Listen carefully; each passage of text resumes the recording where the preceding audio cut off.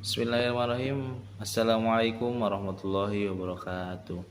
Perkenalkan, nama saya Umam Prakasya. Saya dari jurusan Pendidikan Bahasa Arab semester 7 kelas A dengan NIM 22810-218.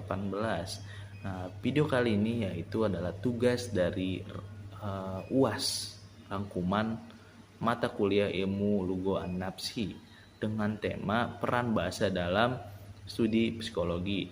Nah, langsung saja ke poinnya, yaitu penjelasan rangkuman dari tema peran bahasa dalam studi psikologi.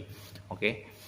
Yang pertama yaitu ada posisi bahasa dalam studi psikologi. Nah, makalah menjelaskan bahwa bahasa memiliki kedudukan penting dalam beberapa cabang psikologis. Nah, yaitu yang pertama ada yang namanya bahasa sebagai fungsi kognitif. Nah, bahasa kognitif itu bahasa mencerminkan proses mental seperti yang pertama yaitu ada persepsi, yang kedua ada memori, yang ketiga ada asosiasi, yang selanjutnya ada pemahaman kalimat, dan yang terakhir ada pemecahan masalah. Nah, psikologi kognitif melihat bahasa sebagai salah satu bentuk pemrosesan informasi yang terjadi di otak. Nah, yang kedua yaitu ada bahasa sebagai indikator perkembangan anak. Nah, dalam psikologi perkembangan, dia terbagi menjadi 3. Yang pertama itu ada kemampuan bahasa menunjukkan kematangan kognitif. Yang kedua itu peningkatan kosakata dan struktur kalimat, menandakan perkembangan sosial emosional. Nah, yang terakhir itu ada perkembangan bahasa berjalan paralel dengan perkembangan mental. Nah, poin yang ketiga yaitu ada bahasa sebagai sarana memahami pikiran dan kepribadian. Nah, bahasa lisan atau tulisan dapat menunjukkan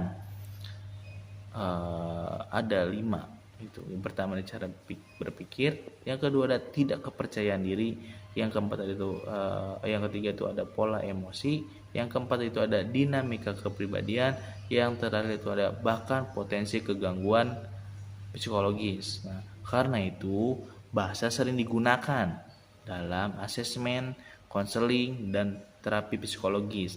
Nah, yang keempat itu penjelasan keempat itu ada bahasa sebagai objek kajian psikologistik. Psikologistik itu mengkaji 3 aspek utama. Yang pertama yaitu adalah pemerolehan bahasa, yang kedua itu ada produksi bahasa, yang ketiga ada pemahaman bahasa. Nah, bidang ini menempatkan bahasa sebagai fenomena mental yang kompleks, bukan hanya sistem linguistik. Nah, yang kedua yaitu ada peran psikologi dalam pembelajaran bahasa.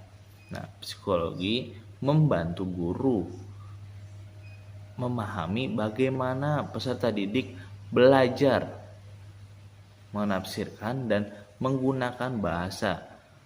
Peran psikologi meliputi yang pertama yaitu ada menentukan metode belajar yang sesuai pemahaman tentang pertama itu gaya belajar, yang kedua itu ada teori perkembangan kognitif, yang ketiga itu ada perbedaan individu. Nah, membantu guru memilih metode yang efektif seperti komunikatif, audiologita, atau berbasis tugas. Nah, yang kedua itu ada memahami kondisi emosional siswa. Nah, faktor emosional sangat memengaruhi proses belajar. Siswa yang nyaman, percaya diri, dan rileks lebih cepat menguasai bahasa.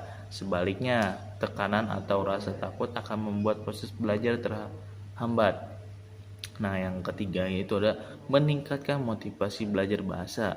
Psikologis menjelaskan 2 bentuk motivasi, yaitu yang pertama ada intrinsik dan yang kedua ada ekstrinsik. Nah, saya akan menjelaskan terlebih dahulu tentang intrinsik. Intrinsik itu ketertarikan siswa pada bahasa itu sendiri. Nah, kalau ekstrinsik itu pujian, nilai, atau dorongan dari luar. Nah, guru dapat meningkatkan motivasi melalui media menarik, materi kontekstual, penghargaan, dan pengalaman belajar yang menyenangkan. Nah, yang keempat yaitu ada mengurangi kecemasan berbahasa. Nah, kecemasan berbahasa menyebabkan siswa yang pertama takut salah, kedua malu berbicara, yang ketiga enggan mencoba, yang keempat itu kurang percaya diri gitu. Nah, psikologi membantu guru memahami penyebab kecemasan dan menciptakan pembelajaran yang sportif dan aman. Nah, yang terakhir itu ada menyesuaikan materi dengan tahap perkembangan. Nah, psikologi perkembangan menegaskan bahwa yang pertama, anak belajar bahasa lebih baik dengan metode bermain, bernyanyi, dan dialog sederhana. Yang kedua itu adalah remaja dan dewasa lebih cocok dengan pendekatan analitis, struktur, dan konteks nyata. Nah, penyelesaian ini penting agar pembelajaran tidak memberatkan siswa. Oke, mungkin cukup sekian dari saya penjelasan tentang tema peran bahasa dalam studi psikologi. Kurang lebihnya mohon maaf. Assalamualaikum warahmatullahi wabarakatuh.